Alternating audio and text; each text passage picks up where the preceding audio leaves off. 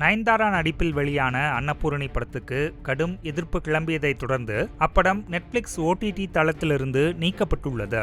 நயன்தாரா நடிப்பில் கடந்த மாதம் 1ஆம் தேதி வெளியான திரைப்படம் அன்னபூரணி. திரையரங்குகளில் சுமாரான வரவேற்பை பெற்ற இந்த படம் நெட்ஃபிளிக்ஸ் OTT தளத்தில் அதற்கு நேர்மாறாக நல்ல வரவேற்பை பெற்றது. ஆனால் இந்த திரைப்படம் லவ் ஜிகாத்தை ஊக்குவிப்பதாகவும் ராமரை கொச்சைப்படுத்தி இந்துக்களின் மனதை புண்படுத்தும் வகையில் இருப்பதாகவும் கூறி வலதுசாரி அமைப்புகள் கடும் எதிர்ப்பு தெரிவித்து வந்தனர். அன்னபூரணி படத்தில் இடம்பெற்றுள்ள வசனங்கள், காட்சிகள் இந்துக்களின் மனதை காயப்படுத்தி இருப்பதால் நடிகை நயன்தாரா, ஜெய் உள்ளிட்ட படக்குழுவினர் மீது வழக்கு பதிவு செய்ய வேண்டும் என முன்னாள் சிவசேனா தலைவர் ரமேஷ் சொலான்கி காவல் நிலையத்தில் புகார் அளித்திருந்தார். மேலும் இப்படத்தை வெளியிட்ட நெட்ஃபிளிக்ஸ் நிறுவனத்தை புறக்கணிக்க வலியுறுத்தி அந்த நிறுவனத்தை இந்து அமைப்பினர் முற்றுகையிட்டு போராட்டம் நடத்தினர். இந்த நிலையில் நெட்ஃபிளிக்ஸ் நிறுவனம் அன்னபூரணி படத்தை OTT தளத்திலிருந்து நீக்கியுள்ளது. அதே சமயம் சர்ச்சையான கருத்துள்ள பல படங்கள் OTTயில் இருந்தாலும் ராமர் குறித்த சர்ச்சையால் நெட்ஃபிளிக்ஸ் அன்னபூரணி படத்தை நீக்கியது சரியல்ல என பலரும் கருத்து தெரிவித்து வருகின்றனர்.